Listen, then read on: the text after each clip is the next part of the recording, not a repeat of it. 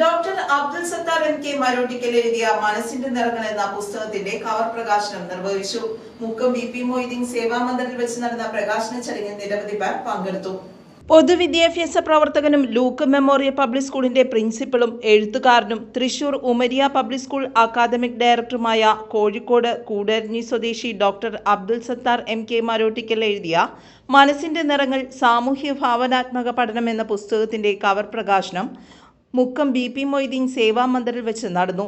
നിയുക്ത Thiruvambady MLA CK Khasim, Kanchanamala, Umayya Khasim Marottikkal എന്നിവർ ചേർന്നാണ് കവർ പ്രകാശനം നിർവഹിച്ചത്. സാമൂഹ്യ ഭാവാത്മക പഠനത്തിന്റെ വിവിധ തലങ്ങൾ ഉൾക്കൊള്ളുന്ന ഈ പുസ്തകം വിദ്യാഭ്യാസ രംഗത്തും കുടുംബജീവിതത്തിലും മാനസിക വളർച്ചയ്ക്കും പുതിയ ചിന്തകൾ നൽകുന്ന കൃതിയാണ്.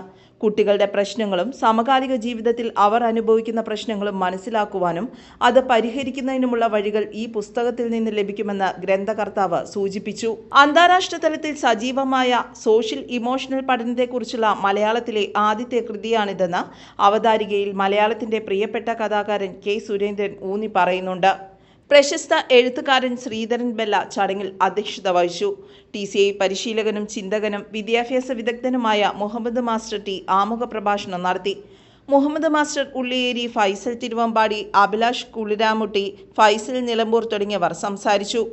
P. Thularibai teacher, Baby Shakeela teacher, Anagha Karthik Shoranur, Aneesh Mukkam, Sufaija Abdul Khader, Saifunnisa Abdul Latheef, Alan, Adil, Adnan, Dazil Perumbola തുടങ്ങിയവർ നേതൃത്വം നൽകി. അമൽ മുഹമ്മദിന്റെ ഗാനാലാപനവും ശ്രദ്ധേയമായി.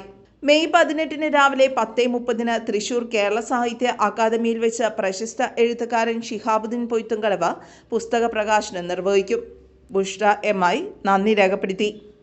News desk, Perumbavoor.